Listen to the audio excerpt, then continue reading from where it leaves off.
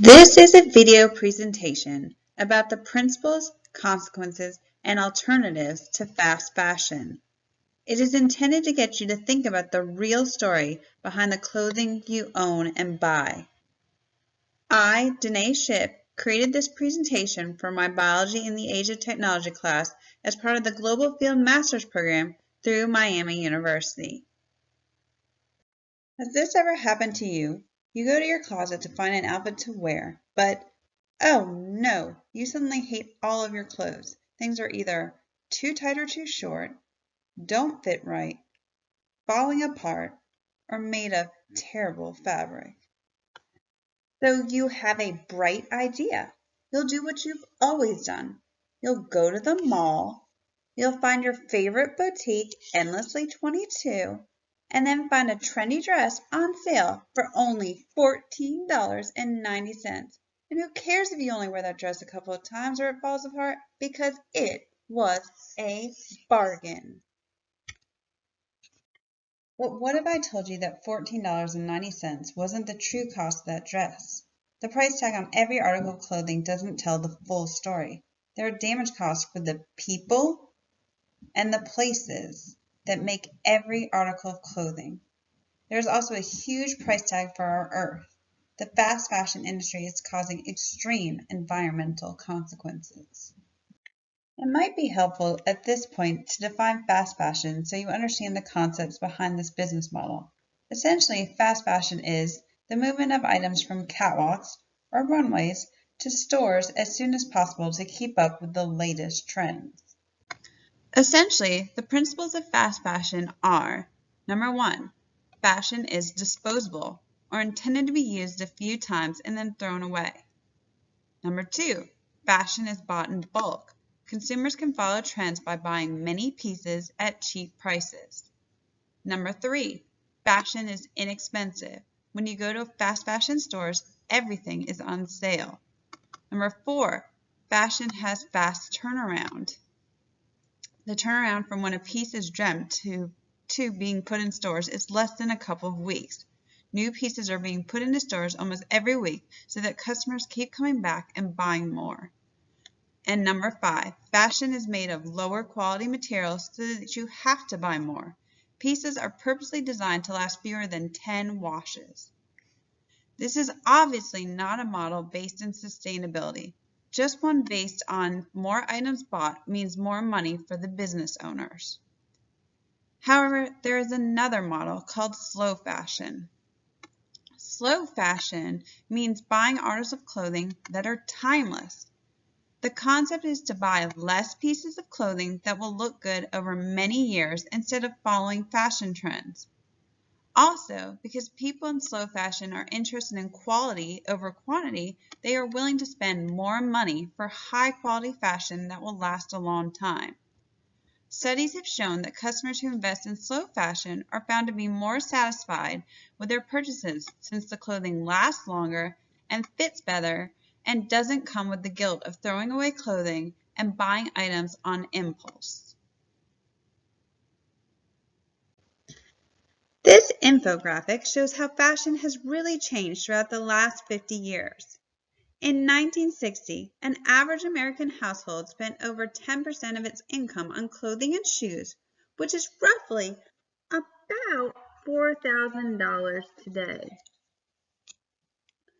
The average person bought fewer than 25 garments each year, and about 95% of those clothes were made in the good old United States. Now let's fast forward half a century later. Today, the average American household spends less than 3.5% of its budget on clothing and shoes, which is under $1,800. Yet we buy more clothing than ever before, nearly 20 billion garments a year, which is close to 70 pieces of clothing per person, or more than one clothing purchase per week. And where is this clothing made? 96.5% is made overseas, since only 3.5% is made in the USA. Cheaper prices on clothing means we've become a culture based on overconsumption. We simply buy stuff because we can. It has now become possible to buy many pieces of clothing, but at what expense? Well, number one, let's talk about the environment. The average American tosses 82 pounds of clothing each year, which adds up to 11 million tons of the stuff from our country alone. For the most part, these textiles aren't biodegradable, which means they sit in landfills for at least 200 years. As a result, they release harmful gases into the air. It has been said that the clothing industry is the second largest polluter in the world, second only to oil. While it is hard to understand the full environmental consequences of the fashion industry, we do know for certain that it abuses our natural resources. Here are just a few examples. Cotton. Cotton is used in nearly 40% of our clothing. While cotton makes up only 2.4% of our crops, the cotton industry uses 25% of the world's pesticides and herbicides. A problem with cotton is that it is a thirsty plant, since it takes 5,000 gallons of water to manufacture a single t-shirt and a pair of jeans. Cotton uses 2.6% of global water use. However, we are already in short supply. It is projected by 2030 demand for water will exceed our supplies by 40%. Polyester. Polyester production now exceeds 50 billion pounds a year and is the primary fiber in our clothing. Since polyester is made of petroleum or oil, it is estimated that it takes 70 million barrels of oil just to produce the polyester used in fabrics each year. Dyes. 500 billion gallons of freshwater are used in the dyeing of textiles each year. The dye wastewater is emptied, often untreated, into nearby rivers, where it reaches the sea, eventually spreading around the globe. 17 to 20% of industrial water pollution is due to textile dyeing and treatment. Up to 8,000 different synthetic chemicals are used to turn raw materials into clothes, including a range of dyeing and finishing process. These chemicals can even be absorbed into your skin. Shipping.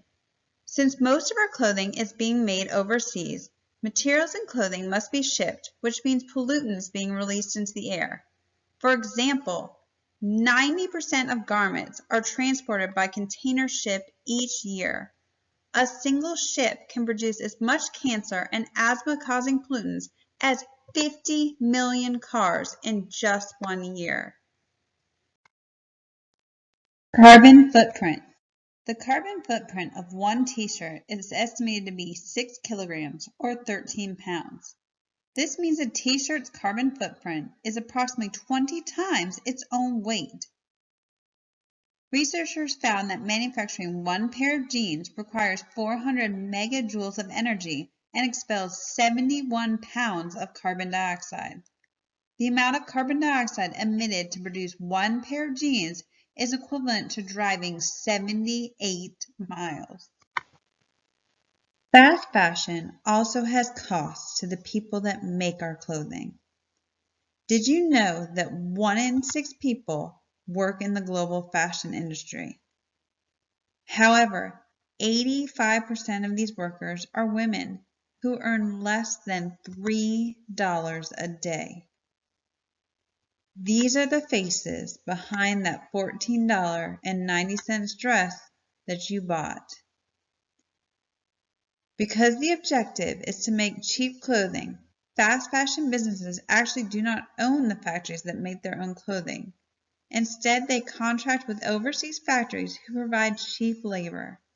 This means that working conditions and wages for workers are extremely poor, since the bottom line is to make huge profits. Fast production times are key in fashion. Because the first priority is making clothing quick, factories ignore the safety concerns of their workers. Throughout history, these poor working conditions have led to a series of clothing factories that have caught on fire or collapsed. The largest garment factory accident in history happened in 2013 at Bangladesh's Rana Plaza. When the building collapsed, it killed at least 1,130 people and injured 2,500. The building owners ignored warnings to avoid using the building after cracks appeared, as well as that the building was not designed to hold the heavy machinery for clothing production. This monumental accident was supposed to be a wake-up call.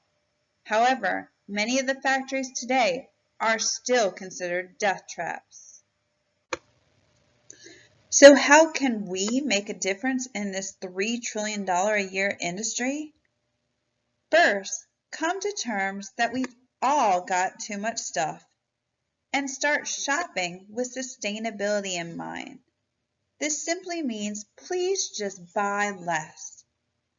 If you have to have something, then ask yourself these questions before splurging on the item. Do I really need this item? Do I love it? Will I take care of it for a really long time? Is it of high quality and will it last? Can I repurpose it if needed? If you answer no or unsure, then put the item back. Please also take the time to look at the tags of your clothing and of your future clothing purchases. The stores on the left are those equated with fast fashion, and most of the time the stuff you will find in these stores will be either made overseas or in sweatshops. Try to find labels that say the clothing was made in a union or is a fair trade company. The companies on the right are slow fashion companies, and most of these brands are committed to both sustainable and fair trade practices. If you are unsure about a company, please take the time to search for their policies on the internet. And if you are concerned that you cannot afford slow fashion, take a minute to consider the following. Let's say you go to a fast fashion store and find a cheap knockoff of a t-shirt you have been dying to have from a slow fashion store. And the best part yet is it is at a fraction of the price. But is it the same shirt? Well, the Endlessly 22 shirt costs you $6.99, it's made overseas, it lasts less than 12 uses, so you'll eventually have to throw it out.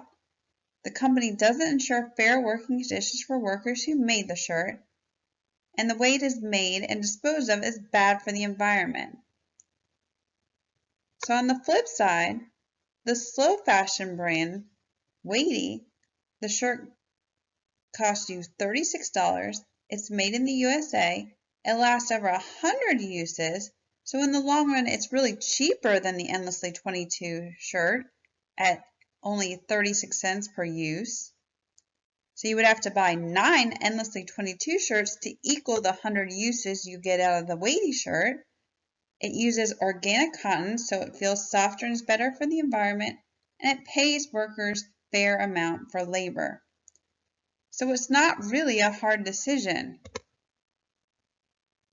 The Weighty shirt is a better value and comes with less guilt. And what about when you are tired of your clothing? Well, let's talk about 5 easy alternatives to disposing of that piece that doesn't mean throwing it away. Number 1. If the item is missing a button or a zipper, try mending the piece or upcycle it. Upcycling is just a way of processing an item to make it better than the original. So can you patch the hole in your jeans to make it trendy and hip and one of a kind? Sell your gently used clothing on eBay or Plato's Closet. This is another advantage to buying more expensive clothing. Higher quality designer brands fetch more money. Hold a clothing swap party with some friends. Have everyone bring a pile of clothing they are tired of and trade clothes. Repurpose your old clothes. Can you turn them into dusting rags or a quilt? Donate your clothes. Please know that although this is admirable, I would use this as the last resort. I hate to tell you this, but only 20% or so of clothing donated to places such as the Salvation Army or Goodwill actually gets sold in the stores. The majority are still thrown away in landfills or sent to underdeveloped nations, causing problems to their local economy. Best remember, the next time you go shopping, the choices you make have a significant impact not only on the earth, but the people and places all around the planet. Trade in your fast fashion for smart, sustainable fashion. Thank you. I hope you learned a lot about fast fashion. Here are the sources I used and referenced throughout this presentation.